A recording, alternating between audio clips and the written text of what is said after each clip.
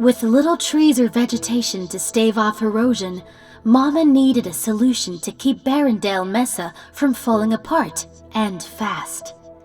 Having no one to rely on but herself, she invented the ring stabilizer to uphold the environmental integrity of the planet. Once the soil can be enriched, planting will begin anew. Perhaps by our next visit it will have been transformed again, this time for the better. Once, this windmill was used to harness gusts of wind to mill grain and pump water. Mama has since adapted it to be a renewable source of electricity, with which Barrendale Mesa can be restored to its former glory.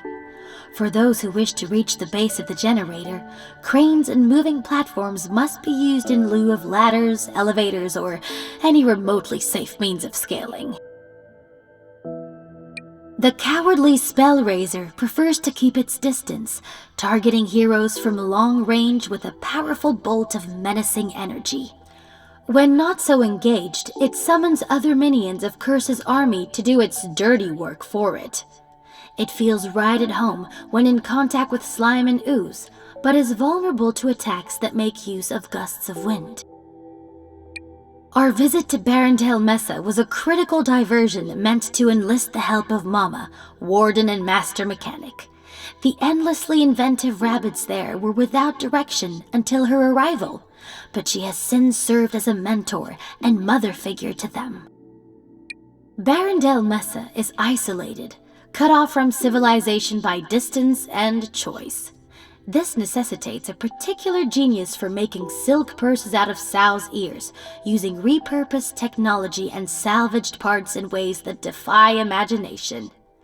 Like most geniuses, Mama is extremely protective of her workspace.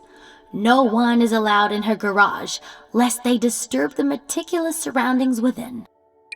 Barrendale Mesa was not always barren.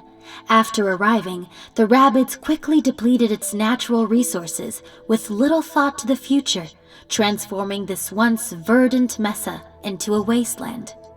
Mama has changed the Rabbids' attitudes, but changing the landscape will take more time. Yet, the planet is not without charm. Its panoramic views inspire, and its canyons offer much in the way of exploration. Of all Bowser's minions that were usurped by Cursa, Magikoopas are amongst the most troublesome, and it is not difficult to see why. They are powerful magicians who are adept at enhancing and reinforcing their allies on the battlefield, timing their efforts wisely. Cursa has made them immune to all super effects. Amongst all the rabid feline mutations, these are perhaps the ones that cause me the most concern for our heroes. The more they are hurt, the more harm they manage to cause with each successful assault, and they will doggedly pursue any hero who successfully lands a blow, no matter where they are. Being water-based, splash-focused attacks are of little use, but ones incorporating electricity are highly effective. It was on Barrendale Mesa that we crossed paths with the most vile, corrupt spark hunter of them all, Daphne. She toyed with us like a cat would a mouse, though she is derived from neither. Cursa instead fused rabbit DNA with a rare species of pink climbing rose, those often found in secretive corners of moonlit gardens. She is sneaky and uses her thorns well, not to defend, but to destroy. Seeing Rosalina free herself from Cursa's control only to be retaken brought us to our lowest of lows and our highest of highs, thankfully in that order. It could have gone so differently, but I needed to feel hope, and so I found my reasons. Mama agreed, and the heroes rallied, and we were united and revitalized. Such a small and tangible thing, hope, yet it is everything.